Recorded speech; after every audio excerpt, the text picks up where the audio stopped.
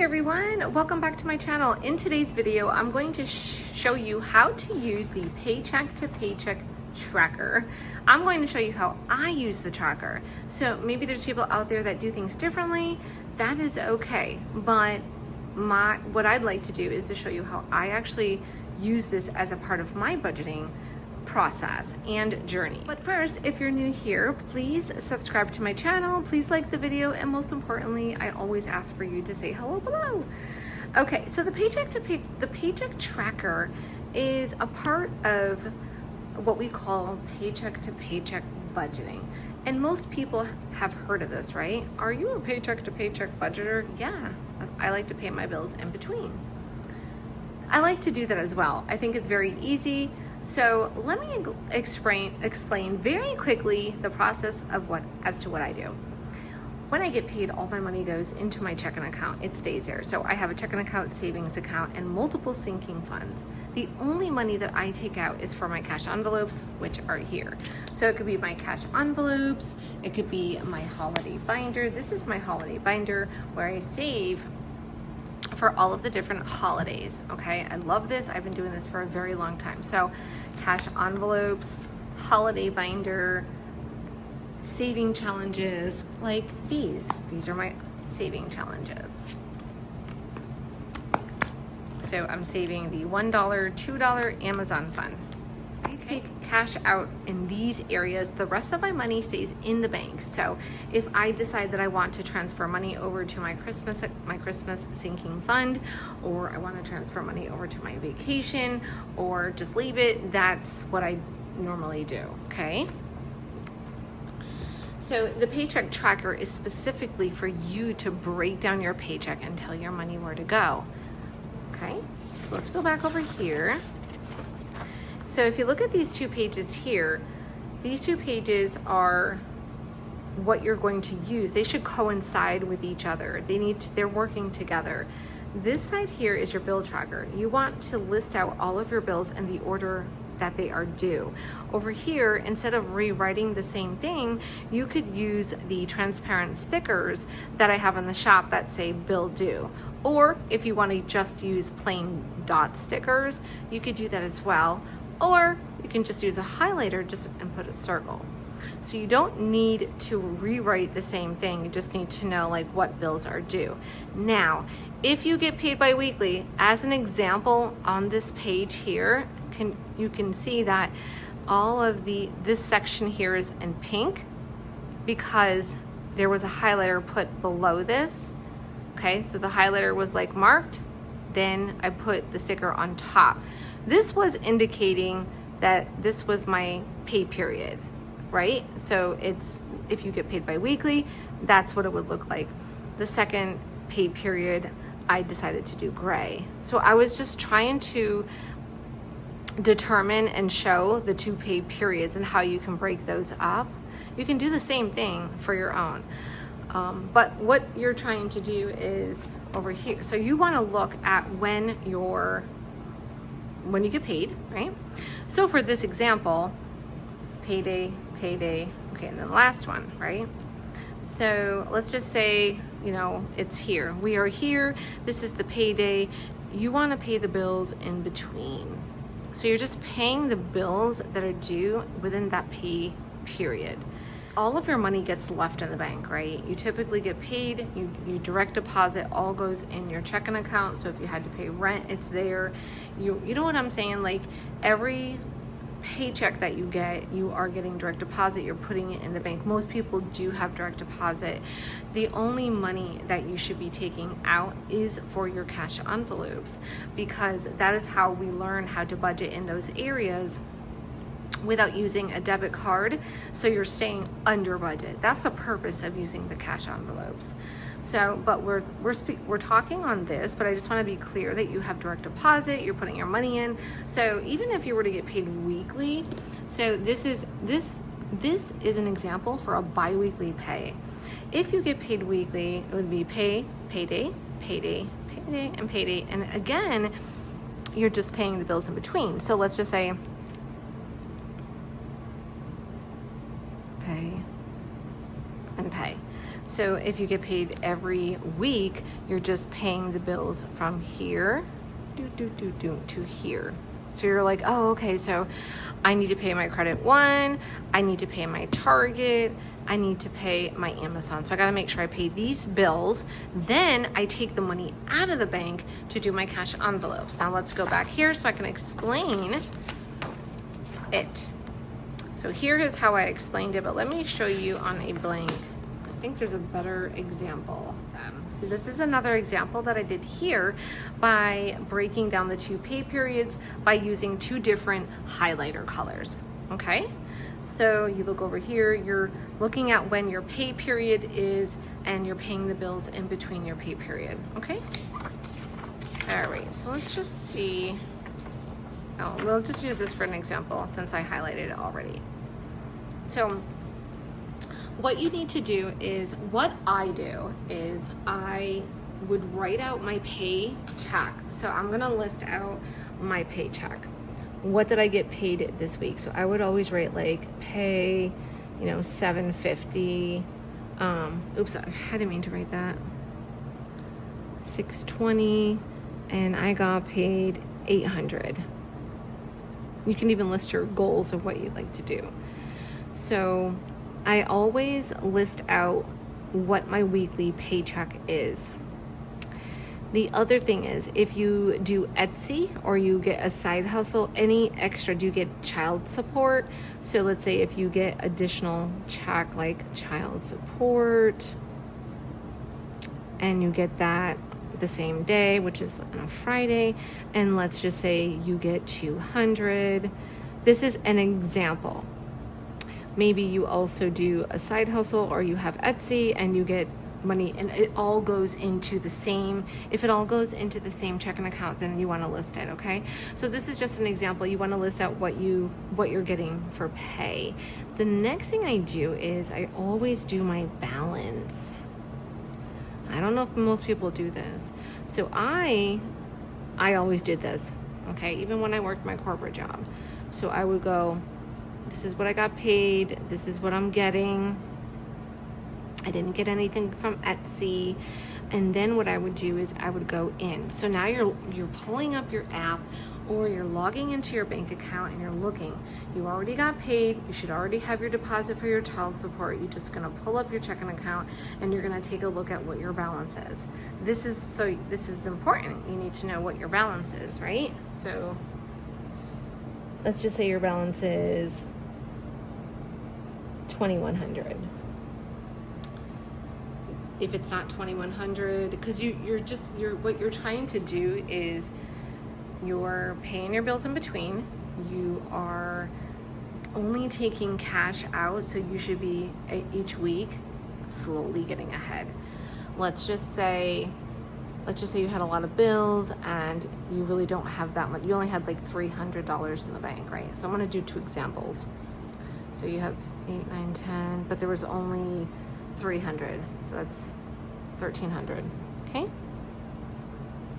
Whatever the situation is, what you want to do is, it doesn't matter if you have a little bit of money, it doesn't matter if you have a lot of money, you want to write out your balance, okay? So then so we'll just say it's like 3, because that's what I just did here. So now you total it up. Example 1, example 2. Doesn't really matter. Again, it matters that you put your balance, okay? Now what you want to do is you're coming over here. So your fixed expenses. What are your fixed expenses? Your fixed expenses are your bills. Those are the bills. Those are the bills that we're looking at over here. So you want to go back over here and you want to list out your bills for this pay period. This is why you come over here and then you say, okay, for this example, we're gonna do this here, right? So you'd go, oh, okay, so I need Macy's, Target, Wayfair. You'd write out Macy's. These are the 3 bills that are due in between your pay periods. Then you're gonna write out the amounts. You total it up, okay? So you got paid. This is your checking account. Now you're looking at what bills you have to pay between your pay period. You might have more than that. This is just an example. You might have a lot more than that, okay? So you just want to take a look. A lot of people get paid bi-weekly nowadays. So let's just say it's at the beginning of the month. You're like looking at what bills are due in between your pay periods. You want to list them out. The next thing is your variable expenses. So what are your variable expenses? Those are your cash envelopes. Super easy. So now this is where you need to know how much you are going to be using for your variable. So you need to have an idea how much you're going to be adding to your variable. So you would be listing everything here. So you're going to list out groceries, household, eating out, gas. I'm not going to list everything out just because it would just be a lot longer for me to write it out, but that is what you're writing out. So let's just put that example.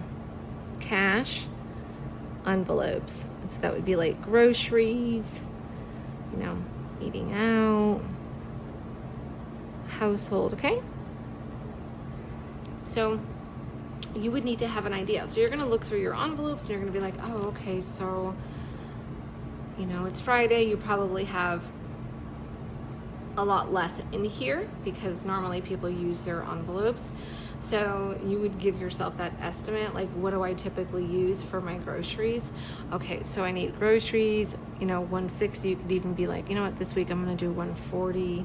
Eating out, I'm not putting any money in. I already got everything I needed for household, so I don't need anything else. Gas, I'm gonna spend at least 45 this week because I fill up my tank. And then beauty, what do you need? Are you getting your nails done this week or not? Are you adding money? Then you're gonna look, what do you have here? Oh, I have $30.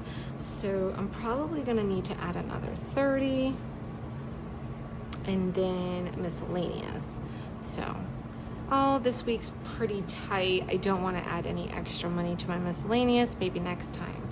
Then what you're going to do is come down here.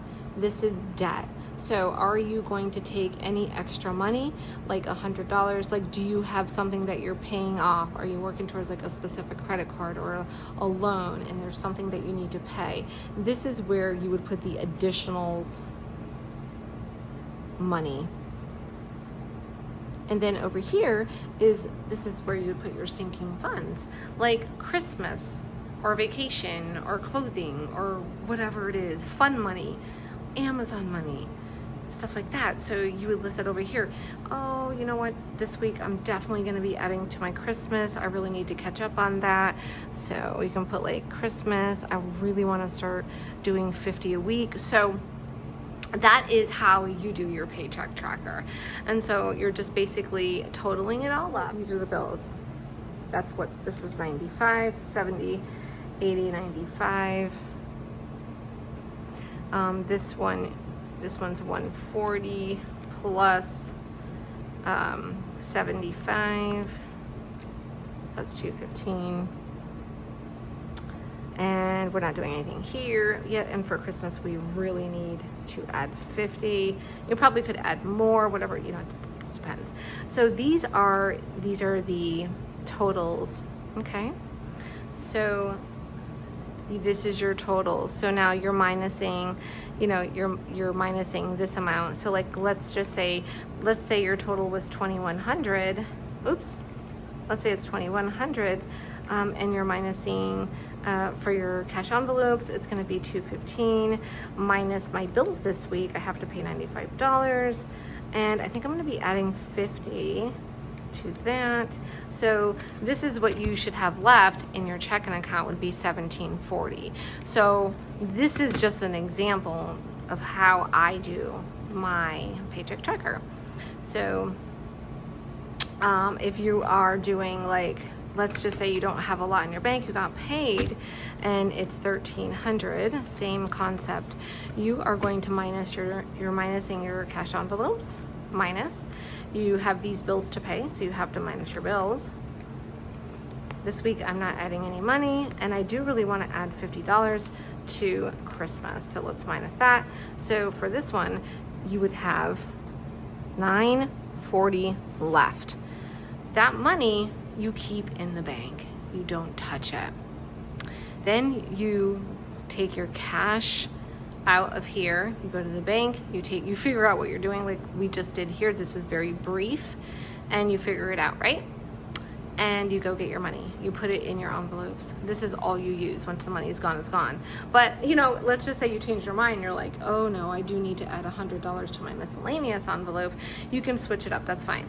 But what I'm trying to explain to you is that this is why we do what we do. This is why I say, leave your money in the bank, to only take out what you need for your cash envelopes, because if you break it down correctly, this is what's left from the 13. So remember when I said you got paid 800, you got 2, you only had 300 for a balance, but that totaled 13.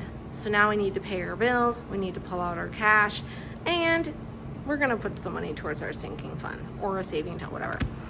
This is your balance. You leave it in your checking account. Do not touch it as best you can, and then you do the same thing next week, and it will continue to grow because you are being you're telling where your money to go, and you're not using your debit card aimlessly. I get it. Sometimes when it's brand new, you use your card, you're still trying to get used to things. But really try to use the cash envelopes for that. If you need to use your miscellaneous envelope for your fun money, for your extras, for your buffer, start adding money here. This is going to help you. You can actually check out the video that I just did a couple weeks ago on why it's important to use the miscellaneous envelope. You can also check out the highlighter method one as well. All of these steps that I'm trying to share with you are steps that work for me. They've worked for me, and when I first started the cash envelope system, I basically did everything. I read books, I followed what people were doing, but you always at the end of the day want to tweak what works for you. So I also would break down my paycheck like this. I would put my balance. I don't know if other people do that, but everything that I do regarding my budgeting, I share with you guys, and I insist that you do the same thing. It really does work, especially if you apply it and you really try hard.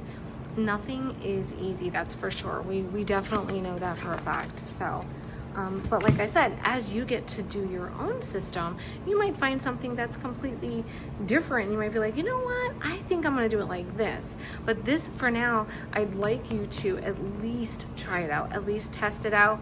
A lot of people are overthinking when it comes to the paycheck tracker. Just think of your paycheck tracker, you're just breaking down your paycheck. You're just breaking it down. Super easy to do, okay? So when we did this exercise, I was doing the first pay period. So if you are doing the second pay period, these are the bills down here, which are always, I feel like I always have more bills at the end of the month. Obviously you probably have more bills, you know, than that, but I'm just trying to give you that example that, you know, then it's gonna get a little higher. You have your car insurance, you have a cell phone, you have internet. But when you leave that balance, you have that balance, you leave it, you get paid next week or the next pay period, you're going to do the same thing. And yes, you will have more bills, or like it might be more expensive, but you have this plus your new check. So it's accumulating. It will continue to accumulate, especially if you stick with just using the money that you take out for the cash envelope. This is what allowed me to get ahead. By using the Paycheck-to-Paycheck Tracker, by using your cash envelopes, by using a saving challenges or your sinking funds, it's a fun, great way to really visualize what you're doing with your paycheck instead of just getting it, putting it in your bank, paying your bills. Sometimes we pay too many bills and then we don't have enough money for our cash envelopes or to get the necessities that we need to get in the house. So this is a great way. So just practice with the dated planner. The dated planner is on my website for $15.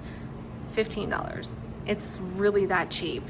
It's not cheap because it's crappy, it's cheap because I need to make room. So we have 6 months left. That's a long time.